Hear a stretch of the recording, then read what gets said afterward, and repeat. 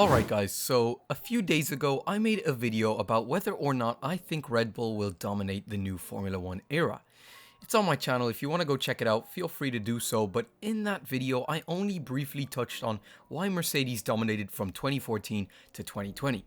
But I didn't really mention one of the key elements to their success in the last few years, and that was their power unit. Or for new fans or anyone who doesn't know what that is, it's simply the engine of the car.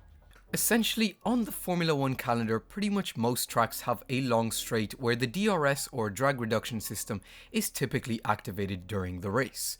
Oftentimes, these straights are some of the best overtaking spots on the track, so the faster the engine in the car, the higher the advantage you have on the straights, the more likely you can overtake and stay ahead in these particular and crucial areas of the track. Some tracks have shorter straights where overtaking may be a bit more difficult and the power units play less of a part, but they are few. Pretty much the best example of this is Monaco, where you can get away with a weaker power unit since the track relies a whole lot more on aerodynamics. But if a team can produce a car with the fastest power unit and nail the aerodynamics, they pretty much make one of, if not the fastest car on the grid. And that is precisely what Mercedes had done for the past few years. It was only when Ferrari managed to close the gap in terms of power units that they could pose a threat to Mercedes. And of course in 2019 a light was shined on the legality of said power unit, and the following year Ferrari pretty much had the worst engine on the grid. Then in 2021 the aero regulations were changed, which mainly compromised the aerodynamics of low rake cars, or cars that ran their floor at less of an angle. And Mercedes was one of those cars, whereas Red Bull wasn't, and that allowed Red Bull to fight for the title once again, because where Red Bull lacked in horsepower as opposed to Mercedes, they made up for it in aerodynamics, so they were faster in corners, whereas Mercedes were quicker on the straights. This sort of leveled out the front of the field and made for some great racing. Now, I know I went a bit off topic, but I just wanted to highlight how crucial the power unit really is. It's like the performance ceiling.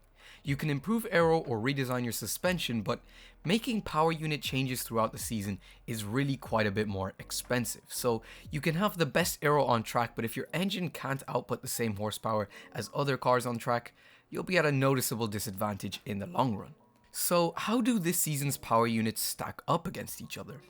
Well, first things first, I have to mention that power unit development has been frozen from last season, so basically only minimal changes can be made to the engines. And the most important changes that have affected the power of these engines this season is the switch from E5 fuel to E10 fuel. And what that means is now 10% of the fuel used in these 2022 cars are made up of ethanol, which is a renewable form of fuel. Now, the engines needed tweaking and adjustments to adapt and use this new fuel in the most efficient way possible. And those adjustments are what have made the 2022 power units either slower or faster compared to their 2021 counterparts.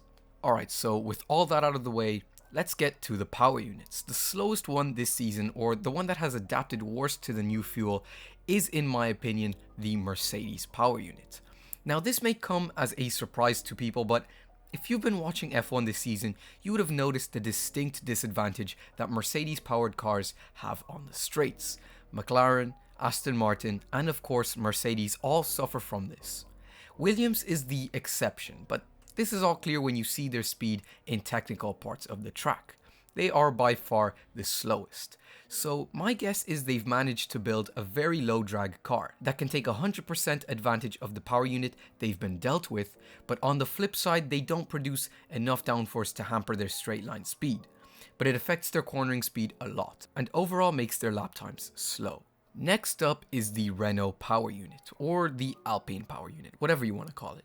They're the only team who use it. And what's funny is they pretty much remain in the same place they've always been. They're not particularly known for their engines. In fact, they're not particularly known for anything other than winning the championship with Alonso back in 05 and 06. But yeah, like I said, there's nothing special about this engine. It's quicker than the Merc engine, and that's about it. It doesn't sound very good either, so no points in that department. This is definitely a bit of a shame considering that Alpine this season can really be quick at times, but they're really limited in the power unit department, and that really costs them a lot. And on top of that, it's quite hard to really say where the engine stacks up against the rest because there's only one team that uses it. But since there are only 4 power units, I'd say this is a fairly accurate guess. Right, so next up is the Ferrari power unit. At the start of the season, it seemed to be the quickest, or at least in line with the Honda or Red Bull power unit. But now it's noticeably slower on the straights. Not that they've gotten any slower since the start of the season, it just seems like Red Bull have done something to get so much quicker. Just look at Monza, for example. Red Bull were running a much higher downforce setup on a track that you would typically want to have the least drag possible. And of course, when increasing downforce, you also increase drag, so that's clearly not ideal. Just look at the rear wing Red Bull ran at Monza. It looked comically bigger than any other, and still they were quicker at the fastest track in F1. Now, I don't think that's a coincidence. Just take a look back at Spa a couple of weeks ago. The Red Bulls were flying in qualifying and dominated the race, whereas Charles Leclerc at Ferrari was battling George Russell in a Mercedes.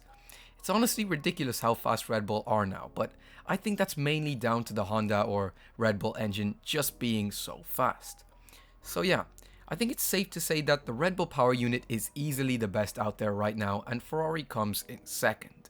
But that's what I think, guys. If you have something to add, be sure to do so down in the comments below. It also helps a lot with the algorithm if you do so. And if you enjoyed this video at any point at all, please consider liking and, more importantly, subscribing to help with the growth of this channel. But really, thank you guys for watching, and on that note, I hope you all have a blessed night, and I'll catch you all next time.